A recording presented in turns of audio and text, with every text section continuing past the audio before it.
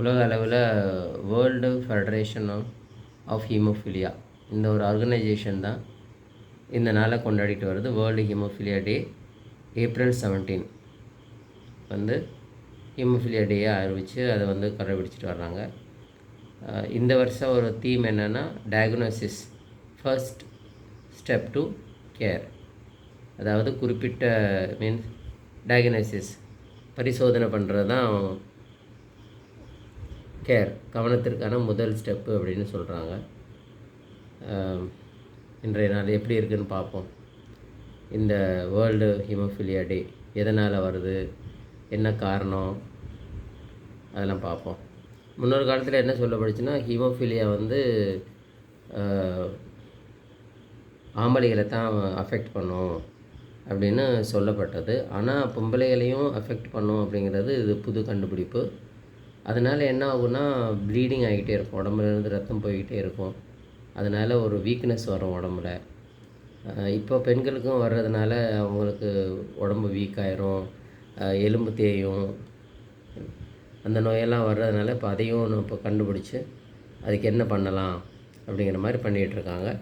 இந்த world federation of haemophilia இந்த organisation தான் இதை பற்றி நிறையா ஸ்டடி பண்ணிக்கிட்டு ரிசர்ச் பண்ணிக்கிட்டு இருக்காங்க. ஹீமோஃபிலியானா என்னது? இது ஒரு ஜெனட்டிக் ப்ளீடிங் டிஸார்டர். அதாவது நம்ம செல்லில் வந்து ஜீன்ஸ் இருக்குது, இது மாதிரி நம்ம செல்லில் இருக்குது. இதுக்கு பேர் டிஎன்ஏ. இந்த டிஎன்ஏவில் குறிப்பிட்ட போர்ஷனை வந்து நம்ம ஜீனுன்னு சொல்லுவோம். இப்போ இங்கேருந்து இது வரை வந்ததுன்னா அந்த போர்ஷனை மட்டும் சொல்லுவோம் நம்ம ஜீனுன்னு. ஆனால் மொத்தமாக எடுத்தோம்னா இது ஒரு 2-3 மீட்டர் இருக்கும் நீளம். நம்ம செல்லே கண்ணுக்கு தெரியாத அளவில் இருக்கும். அதுக்குள்ளே இது அந்த செல்லுக்குள்ளே நியூக்ளியஸ் இருக்கும். நியூக்ளியஸ்க்குள்ளே இது ஒரு நூல் மாதிரி பின்னி பிணைஞ்சிருக்கும். அதை பிரித்தோம்னா இப்படி நமக்கு ஸ்ட்ரக்சர் கிடைக்கும். இதை தான் டிஎன்ஏன்னு சொல்லுவாங்க. இந்த டிஎன்ஏல ஒரு போர்ஷனை தான் ஜீனுன்னு சொல்லுவாங்க. அந்த ஜீனு தான் என்ன ஆகுன்னா புரோட்டீனை வந்து புரதத்தை வந்து உண்டாக்குறதுக்காண்டி சமீட்சை வச்சுருக்கோம், தன்னிடையே ஒரு சமீட்சை வச்சுருக்கோம். அந்த சமீட்சையில் ஏதாச்சும் வீக் ஆனாதான் அது வந்து அந்த புரதத்தை உருவாக்க முடியாமல் வரும். அந்த புரதத்தை உண்டாக்க முடியாததுனால அந்த நம்ம ஏதாவது ஒரு உடம்புல ஒரு கீறலோ காயமோ ஏற்பட்டுச்சுன்னா அதை சுற்றி அந்த ரத்தத்தில் இருந்த புரதம்லாம் வந்து ஒன்று சேர்ந்து அந்த ரத்தத்தை வெளியே விடாமல் பாதுகாக்கும்.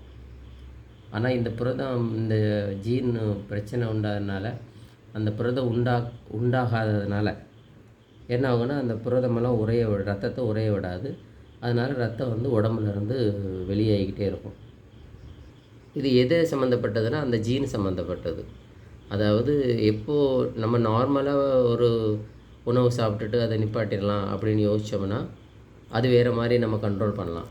இது வந்து ஜீனை பொறுத்ததுன்னா தந்தையாரிடமிருந்து குழந்தைகளிடம், தாயாரிடமிருந்து குழந்தைகளிடம் இது வந்து ட்ரான்ஸ்ஃபர் ஆகும். அதனால் கொஞ்சம் ரிஸ்க்கான இது. அதனால் நம்ம கையில் மேக்ஸிமம் இது கண்ட்ரோல் பண்ண முடியாது. ஜீன் எடிட்டிங், ஜீனை அந்த மாற்றணும், அப்படி இருந்தால் தான் முடியும். ஆனால் அதுக்கு ரொம்ப செலவு பண்ணும், டைம் ஆகும். ஸோ வேறு என்ன வழி பண்ணலாம் அப்படிங்கிற மாதிரி தான் இது சொல்யூஷன் நம்ம பார்க்க போகிறோம். என்ன பண்ணிக்கிட்டு இருக்காங்கிறத பார்க்க போகிறோம்.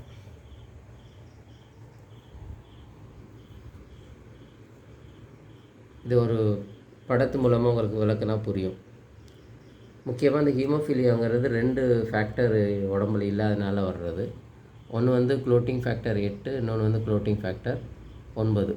இது ரெண்டும் அந்த ரத்தத்தில் இல்லாததுனால அந்த ரத்தத்தை வந்து உறைய விடாமல், க்ளாட்டிங் பண்ணாமல் ரத்தம் வந்து நம்ம உடம்புல வந்து வெளியாகிட்டே இருக்கும். இதுதான் நான் சொன்னது, அந்த ஒரு பெற்றோரிடமிருந்து குழந்தைகள்கிட்ட போகும்ன்ட்டு. இந்த இடது பக்கத்தில் உள்ளது பாருங்கள், இது இந்த ஒரு அப்பாவும் அம்மாவும் இருக்காங்க. அப்பாவுக்கு வந்து ஹீமோஃபிலியா இருக்குது. அவருக்கு வந்து அந்த இரத்த உறையாத நிலை இருக்குது. இது என்ன பிரச்சனைனா, இது நமக்கு உடம்புல வந்து XYன்னு 2 குரோமோசோம் இருக்குது. ஆம்பளைக்கு வந்து XYன்னு இருக்கும், பொம்பளைக்கு வந்து ரெண்டுமே XXஆக இருக்கும். இதை மாற்றி சொல்லணும்னா எப்போ ஒரு குழந்தை உடம்புல 2X இருக்கோ அது வந்து பொண்ணாக மாறிடும். ஒரு குழந்தையில் எக்ஸ் ஒய் இருந்துச்சுன்னா அது வந்து ஆம்பளையாக மாறிடும். இப்படி நம்ம கருதுக்க வேண்டியதான். இப்போ இது என்ன ஆகுதுன்னா, இந்த ரத்தம் உறையாத நோய்க்கான காரணம் வந்து இந்த எக்ஸ் குரோமோசோமில் இருக்குது.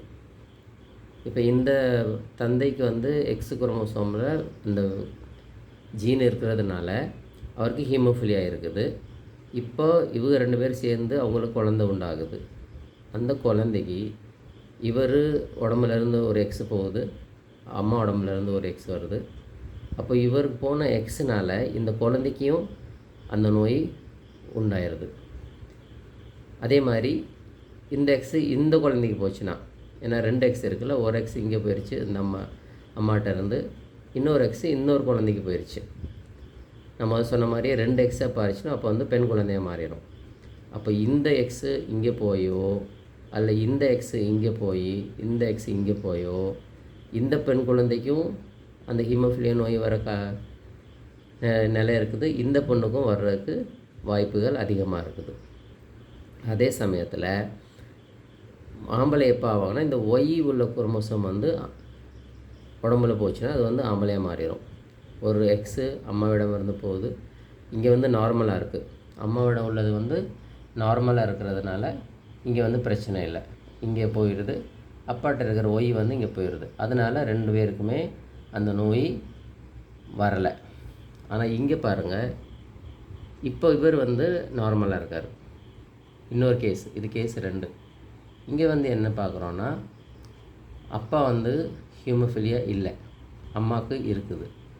ஏன்னா எக்ஸில் இருக்குன்னு சொன்னோம்ல, இந்த ஒரு திக்காக இருக்குது பாருங்கள், ஒரு டார்க்காக போல்டாக இருக்குது பாருங்கள், அதில் தான் அந்த நோய் இருக்குது.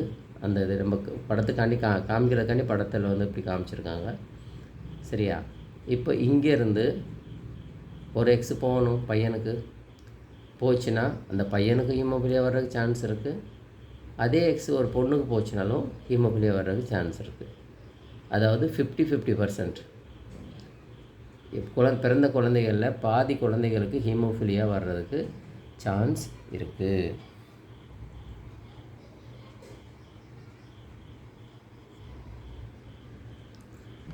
ப்ளீடிங் எப்போ வரும்? ப்ளீடிங் சிம்டம்ஸ் எப்போ வரும்னா, எப்போது ஒரு சர்ஜரி ஆயிடுச்சு, டெலிவரி டைமில் அறுவை சிகிச்சை நடந்துச்சு அப்படின்னாலும் அந்த ரத்தம் வந்து நிற்காமல் ஓடிக்கிட்டே இருக்கும். இல்லைன்னா மாத பீரியட் ஆகும்போதும் அந்த ப்ளீடிங் வந்து நிறைய ஆகிட்டு போயிட்டுற மாதிரி இருக்கலாம். அதனால் உடம்புல பெயினும் உண்டாகலாம், பிடிப்பு உண்டாகலாம். இல்லைன்னா அந்த மாதவிடாய் வர்ற நேரத்தில் சைக்கிள்லேயும் பிரச்சனை உண்டாகலாம். இந்த மாதிரி காரணங்கள்லாம் லேடிஸ்க்கு நிறையா சான்சஸ் இருக்குது. ஏன் ஃபோக்கஸ் நிறையா பண்ணுறோன்னா, ஏன்னா அவங்களுக்கு ஏற்கனவே ரத்தம் வந்து நம்ம உடம்புலேருந்து வெளியாகிக்கிட்டு இருக்குது அந்த மாதவிடாய் காலத்தில். மேலும் இந்த நோய் இருந்து அவங்களுக்கு ஏதாவது ரத்தம் வெளியாகிடுச்சுன்னா அவங்க வந்து உடம்பு வீக் ரொம்ப ஆயிரும். சில குழந்தைகள் குழந்தை பேர் இல்லாமையே போயிடுவாங்க அவங்க வாழ்நாள் ஃபுல்லாக. அதுவும் ஒரு காரணம் இருக்கிறதுனால ரொம்ப ஃபோக்கஸ் பண்ணி இதை ஸ்டடி பண்ணிக்கிட்டு இருக்காங்க. மெடிக்கலில் போனோம்னா அங்கே தனிப்பட்ட டூல்ஸ் எல்லாம் இருக்குது. அதெல்லாம் வச்சு அவங்க வந்து டயக்னைஸ் பண்ணிடுவாங்க. இப்போது அப்பாவுக்கு அது மாதிரி நோய் இருக்குது, அம்மாவுக்கு ஒரு நோய் இருக்குது, ரத்தம் உறையாமல் இருக்குது, அவங்களுக்கு இப்போது ரத்தம் ஏதாச்சும் ஒரு சின்ன கட்டாக இருந்தாலும் உடம்புலேருந்து ரத்தம் போய்கிட்டு இருக்குது அப்படின்னா குழந்தைகளுக்கு போய் செக் பண்ணி அதை ஸ்டடி பண்ணுறது ரொம்ப அவசியமாக இருக்குது. இதுக்கு என்ன ட்ரீட்மெண்ட்டு அப்படின்னு பார்த்தோம்னா, ட்ரீட்மெண்ட் வந்து சாதாரணமாக ட்ரீட்மெண்ட்டு பண்ண முடியாது. இது வந்து கொஞ்சம் சயின்டிஃபிக்காக சர்ஜரிக்கலாக கொஞ்சம் பண்ண வேண்டியதாக இருக்கும், இல்லைனா மெடிக்கலாக பண்ண வேண்டியது ட்ரீட்மெண்ட்டு தான் இருக்குது. டெஸ்மோப்ரெஷன் சொல்லிட்டு ஒரு சிந்தட்டிக் ஹார்மோன் தான், செயற்கையான ஹார்மோனு. அது வந்து இந்த ப்ளீடிங்கை வந்து கண்ட்ரோல் பண்ணும். எமர்ஜென்சி டைமில், சர்ஜரி அந்த டைமில் நம்ம கொடுத்து அதை வந்து நம்ம ப்ளட்டை வந்து க்ளாட்டிங் பண்ணிக்க வச்சுக்கலாம். இதை வந்து இன்ஜெக்ஷன் கொடுத்து கூட இன்ட்ராவெனஸ்லி நரம்புல கொடுத்து, நரம்புக்கு உள்ளர கொடுத்து நம்ம வந்து அதை வந்து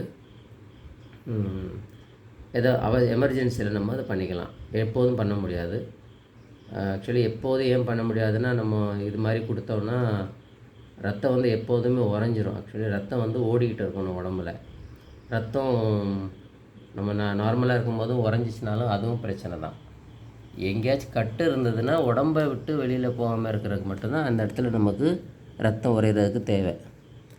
நார்மலாகவே நம்ம ஹார்மோனு கொடுத்துனோம்னா ரத்தம் சாதாரணமே உடம்பு ஃபுல்லாகவே உறைஞ்சிருச்சுனாலும் அப்போதைக்கும் ஆபத்து தான். இன்னொன்று வந்து கிளாட்டிங் ஃபேக்டர் கான்சன்ட்ரேட். அதாவது யாராவது உடம்புல அந்த கிளாட்டிங் ஃபேக்டர் இருக்குதுன்னு வச்சுக்கோங்க, அந்த புரதம், அதை எடுத்து புரதம் இல்லாத உடம்புல வந்து நம்ம ட்ரான்ஸ்ஃபர் பண்ணணும், இன்ஃப்யூஷன் பண்ணணும். அப்படி பண்ணலாம். இல்லைன்னா ஹார்மோன்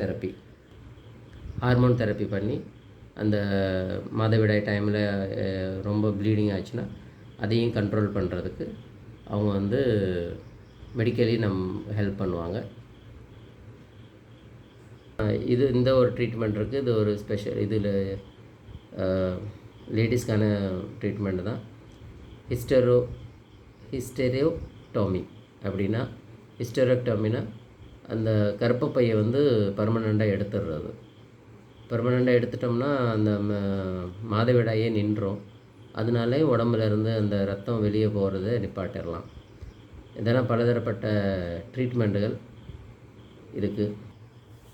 இதுக்கு நம்ம என்ன பண்ணலாம் அப்படின்னா, நமக்கு அப்படி இருந்தது, ஏதாவது ஒரு கட்டுனால ரத்தம் உறையாமல் இருக்குது, இப்போ சின்ன அளவில் இருக்குது அப்படின்னா அதுக்கு உரியான டாக்டரை கண்டுபிடிச்சி முக்கியமாக நம்ம பெண் குழந்தைகளை காப்பாற்ற வேண்டியது நம்ம பொறுப்பு. அம்மாக்களை காப்பாற்ற வேண்டியது நம்ம பொறுப்பு. அவங்களுக்கு இப்படி இருந்ததுன்னா அதை வந்து உடனடியாக டாக்டர்கிட்ட கண்டுபிடிச்சி என்ன பண்ணலாம் அப்படின்னு ஆலோசனை பண்ணுங்கள். அதனால தான் இந்த வேர்ல்டு ஹீமோஃபீலியா டே கொண்டாடப்படுகிறது ஏப்ரல் 17. இந்த வருஷ தீம் வந்து diagnosis first step to care. நம்ம பரிசோதனை பண்ணுறது தான் காத்துறது, கேர், அன்பு காட்டுறது, பரிணம் காட்டுறதால முதல் அடி அப்படின்னு சொல்கிறாங்க. ஸோ அதை நம்ம ஃபாலோ பண்ணி அதை பண்ணுவோம். நன்றி, வணக்கம்.